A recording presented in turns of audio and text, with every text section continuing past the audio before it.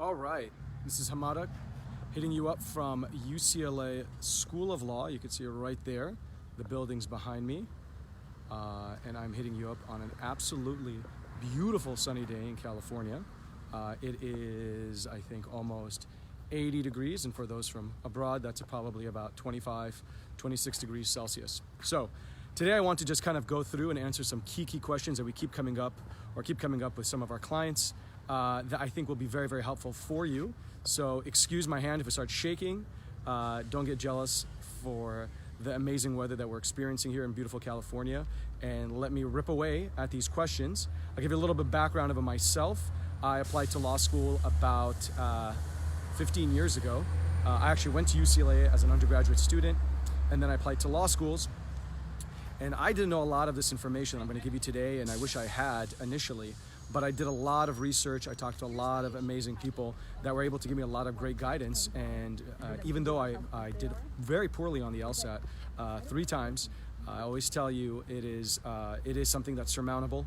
I was able to leverage my grades, my background, and put together a really awesome application that got me not into this school, but got me into Berkeley Law School, which is up north and is an awesome, awesome place that I also highly recommend. But given the fact that I live in Santa Monica, the company's in Santa Monica, I thought I'd come out, give a shout out to my alma mater, and also do this talk from here. So let's rip away at the questions. I got them all written over here. I'm old school.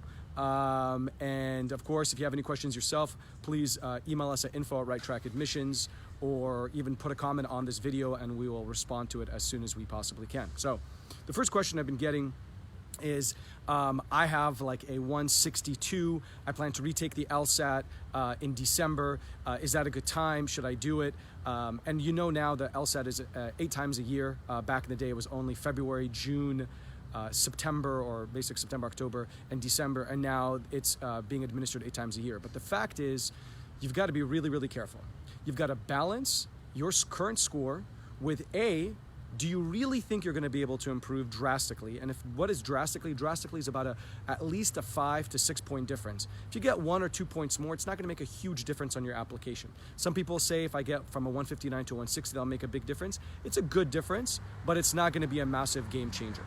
So I think you need to really kind of balance everything together as it pertains to taking the LSAT. The other thing you want to really think about is, do you really believe that if you wait, get a better score, and then apply, take let's say the December score, or the December LSAT or the January LSAT, do you think that you'll be able, and in this case it's in January, do you think that you'll be able to get the score back in time and still give yourself a competitive chance? Unless you hit the 170s, chances are it's not going to make a massive difference. In fact, it's going to hurt you a lot. We had a client who had a 170,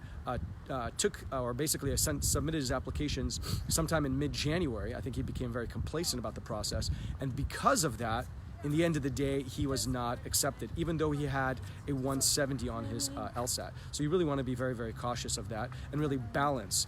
How well do you really think you can do? Is it going to be a significant difference? And finally, if it's not going to be a significant difference, is it worth waiting to retake the LSAT again, especially in January, where you won't get the score till February, by which time a lot of the seats at the top law schools would already be taken. So that's the question on the LSAT. You really want to be thinking about, what does it mean to retake that exam? The second thing is about the addendum. So we've had a couple of clients that have come to us and said, hey, I'm thinking about not writing an addendum because, I have a 3.6, a 3.7 GPA, and so what's the point of taking or doing an addendum for that since my GPA is high? And somebody even advised and said, yeah, there's no point. Your GPA is already high enough, so what would be the purpose of doing something like that? The reality is, you have to ask yourself, why didn't you get a 3.8 or 3.9, like a top GPA? And if the reason for that is not, let's say, attributed to laziness or really poor time management, but there was actually a massive issue that happened, a death in the family, something that really kind of impacted who you are, and really challenged you, then it's worthwhile writing about it. I don't see why not.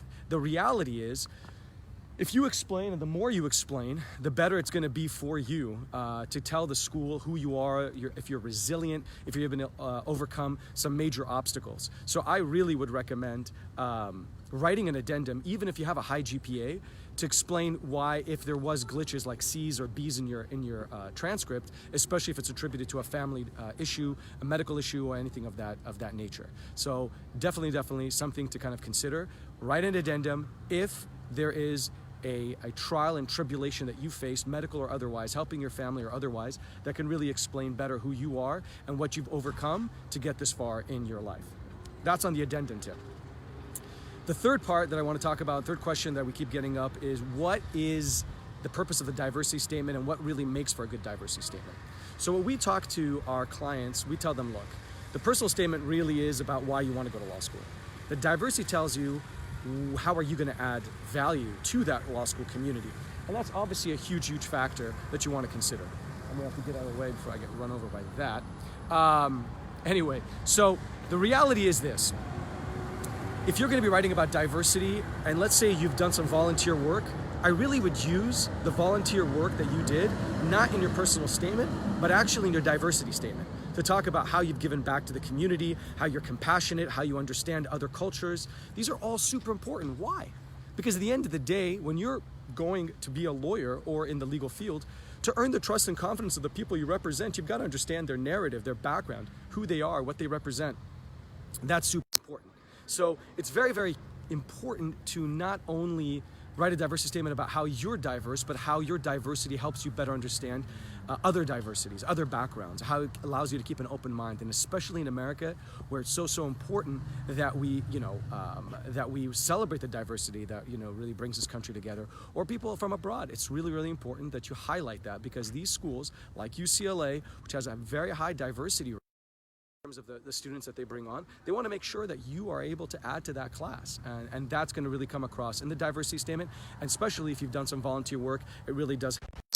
Okay. And last question I want to cover was just the school selection process. When you're basically doing school selection and you're kind of going through the process itself and thinking, okay, so what schools really are going to stand out for me? What schools should I be applying to?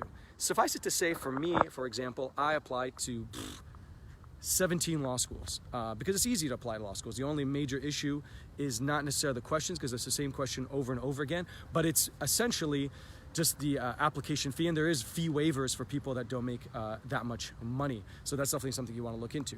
But at the end of the day, the reality is, when you're selecting a school for law school admissions, there's probably three main, there's a ton of different variables, but I would go with three that would help you kind of really zero in on what school is best for you. Number one is geography. Number two is reputation. Right? And number three, I would say, is kind of the courses and specialization of the school itself. And I think those are really important to kind of consider when you're going and applying to law school. So let's go one by one. Geography. So with geography, look at us. We're in California. Look at that weather. Look at the people. You'll see, I may do a little tour. I'm actually going to backpedal towards the main part of the campus so that you can get a sense of UCLA's heart. But it's so nice to be in a place where the weather is great, in a city that has a lot of job opportunities, in an area where you may potentially want to be practicing as a lawyer. And so therefore the reputation of that, not the reputation, but the location, the proximity of that program is super important to you. I think all of those are factors that you should be taking into consideration. Let's give you an example. Say you get into Vanderbilt, but you have no interest to ever work in the Deep South or in the middle of America. It's a great university, great reputation, but you also got into a school, let's say even, help me out here, let's say UC Hastings. Vanderbilt's ranked better, but UC Hastings is in San Francisco. UC Hastings has a great reputation in San Francisco and has a huge alumni network in San Francisco. That may be something you really want to kind of consider when you're thinking about geography and thinking about what school you're going to go with. So that's a major factor in the whole process. The second factor is reputation. Now, some people will be like, I don't care about reputation. I don't care about what school I go to. The school, as long as I feel comfortable there. Fine. Like I just told you, you may want to select a lower ranked school because it's in a big city where you have more job opportunities, even though the reputation's not as great. But in the end of the day, the better the reputation, there's a higher degree of correlation that some of the top job interviewers, some of the people that really are going to allow you to have the job potential will be going to that school and maybe not a lower ranked school. So if you kind of go just by, well, I'm just going to go someplace near me, and that's not really important because you don't have to be near family for that 3-year period, I would say go for the reputation. Go for the school that has either the best program that you're interested in, has a great national ranking where you know they're going to have a lot of resources, and also think about the school in terms of reputation that attracts the best recruiters, whether it's recruiters for jobs, whether it's recruiters for academics if you want to teach, whether it's recruiters for judicial clerkship. So these all factor into the reputation of that school and where it kind of stands. It's not just a U.S. News World Ranking issue. It's a bigger issue of all the different things that make that school strong and its reputation profound throughout the United States predominantly. And the third factor that I want to talk about is just the opportunity and the idea of, well, the campus community I think is very important, obviously if you want diversity and so forth, but that also goes into the school you select. But also I think the other factor within the school process that you want to kind of consider in terms of school selection is the cost, as well as, which obviously if the school has enough resources to help you out there, as well as as I said, the campus community. How does it feel? So there's some schools that are really large, like Harvard has got about 800 students or something to that effect. UCLA has about, I believe, 300-400, same with Berkeley. So it really depends on the campus community, the diversity, and so forth of that university. These are big factors. You're gonna be there for 3 years, right? These are the people you're gonna be sharing almost everything with. So you wanna make sure that you're in the right place with the right students that are gonna form the real core of your network after you graduate, and the people that are gonna help you get the right job. So those are 4 key things that keep coming up over and over as people, especially in October, are taking the LSAT.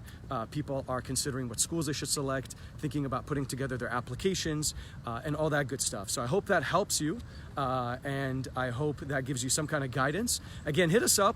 These are, these are just some of the many pieces of knowledge and resources that we have gained over 10 years of doing this. Obviously, as I said, I founded the company in 2008, predicated mostly on the fact that I wasn't the likeliest candidate for law school and was able to kind of piece the whole thing together. So we have a lot of resources, we have a lot of tools, and obviously some phenomenal experts that can really get you over the hump and into that top school, which will have an impact on so many things in your life.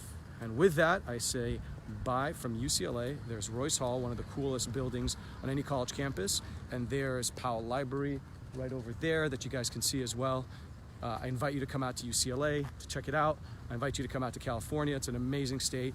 And with that, thank you very much. Hit us up on info@righttrackadmissions.com and let us know if you have any questions you want us to cover on these videos.